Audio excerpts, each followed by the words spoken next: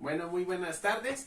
El día de hoy vamos a ver el Aprende en Casa del 21 de mayo de este año, en el cual correspondió el movimiento estudiantil del 2 de octubre de 1968, uno de los grandes movimientos que tuvo en la historia y el que tuvo repercusión social de la segunda mitad del siglo XX, ¿sí?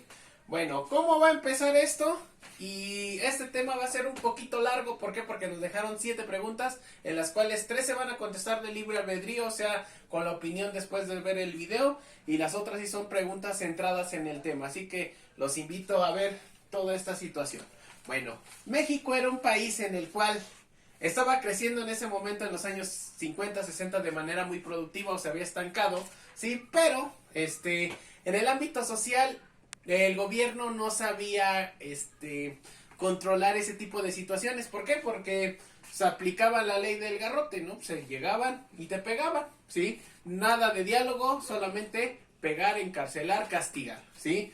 Esto sucedió en 3 grandes movimientos. Uno, el movimiento magisterial, que sucedió de 1958 a 1959, donde los maestros pedían mejores condiciones de vida y que fueron reprimidos, sí, junto con el maestro Otón Salazar, que fue el que estuvo viendo ese movimiento. En 1959 también hubo otro movimiento, que era el movimiento ferrocarrilero, con Valentín Campa y Demetrio Vallejo, que igual muchos ferrocarrileros fueron despedidos, pero también fueron reprimidos. En 1963 y 64, sí, hubo el movimiento de los médicos, sí, en los cuales también necesitaba, bueno, no se les pagó el aguinaldo y también exigían mejores condiciones laborales. Fueron reprimidos y también muchos fueron despedidos. Bueno, esto nos lleva al principal movimiento que el día de hoy vamos a ver, que es el de 1968, ¿sí? ¿Cuáles fueron sus causas? Primero, los grandes movimientos que vimos, ya vimos los años. Cero diálogo y mucha represión de los gobiernos, sobre todo de López Mateos y de Gustavo Díaz Ordaz. Aquí, ¿cómo va a empezar todo esto del movimiento estudiantil de 1968? Primero, hubo una riña entre estudiantes de la Boca 2 y 5 contra los de la preparatoria Isaac Ocheterena, que es de la UNAM, en el casco de Santo Tomás. Al ver esta al ver esta riña, va a entrar los granaderos, va a entrar la policía y los van a reprimir. Esto va a hacer y a algunos se los van a llevar presos. Así, eso va a hacer que empiece a haber descontento entre los estudiantes y gobierno federal, ¿sí? Esto nos va a llevar a una de las preguntas: ¿quién era presidente cuando inició el movimiento estudiantil de 1968? La respuesta es Gustavo Díaz Ordaz, en el cual era un presidente muy, ¿cómo les diré? Muy enérgico, que actuaba muy visceral, ¿sí? Y todo lo que veía de desorden le molestaba mucho, se enojaba mucho y mandaba a reprimir con la policía y con los granaderos. Bueno, él tenía miedo, ¿por qué? Porque había surgido la revolución cubana años antes, con corte socialista, y pensaba que los estudiantes tenían esa ideología socialista, que iban a encontrar en contra del gobierno y que los iban a derrocar. Por eso fue mucho de estar mandando al ejército, ¿sí? Bueno, otra de las grandes preguntas dicen: ¿cuáles eran las peticiones de los estudiantes? Bueno, estas se van a dar con 3 situaciones. Primero, cierre y huelga de planteles tanto del UNAM como el Poli. En un bazucazo que se va a dar en la Prepa 1 entre el 26 y el 29 de julio, ¿sí? En el cual va a generar muertos, ¿sí? Que eran estudiantes. Esto va a hacer que se crea el Consejo Nacional de Huelga, en el cual va a pedir lo siguiente: ¿cuáles eran las demandas de los estudiantes? Una, libertad de presos políticos, de esta riña de los que se habían llevado y de los cierres, ¿sí? Destitución de mandos policíacos, ¿por qué? Porque estos habían cometido crímenes. Derogación de los artículos 135 y 135 bis, que trata de la disolución social, o sea que no se pueden organizar para nada. Indemnización de las familias de los muertos, sobre todo en el bazucazo de la Prepa 1, y la extinción del cuerpo de granaderos. Como pueden ver, algunas más o menos se cumplieron, pero pues todavía siguen estando los granaderos para reprimir grandes inconformes, ¿cómo les diré? Grandes,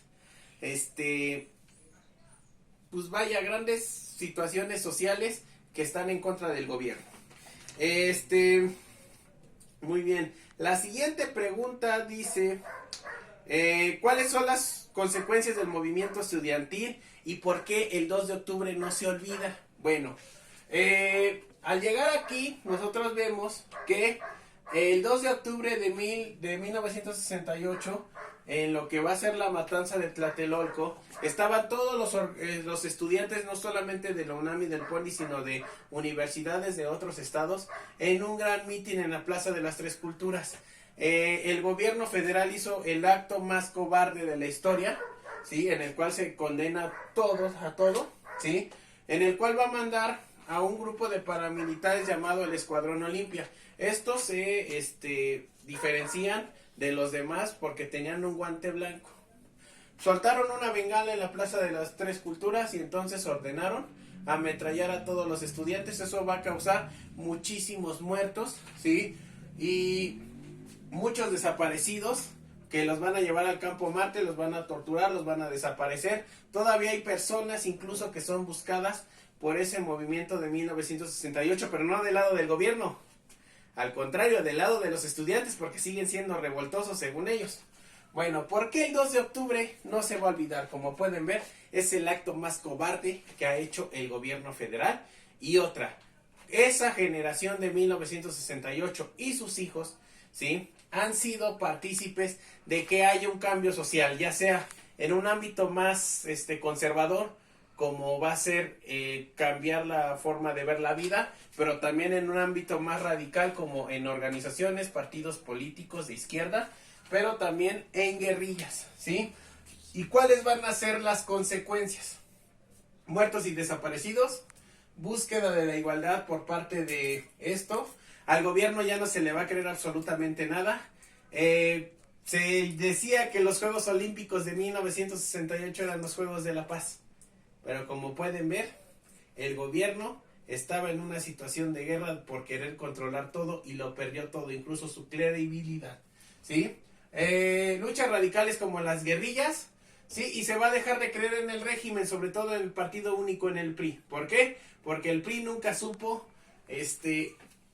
ver o solucionar situaciones que tenían que solucionar de manera pacífica, con el diálogo o con otro tipo, y no llegar a estos actos tan cobardes y repulsivos como lo que fue el 2 de octubre de 1968.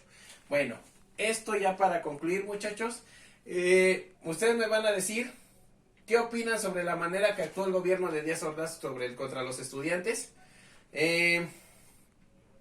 ¿Cómo creen que qué trataban de expresar los estudiantes? Y sobre todo,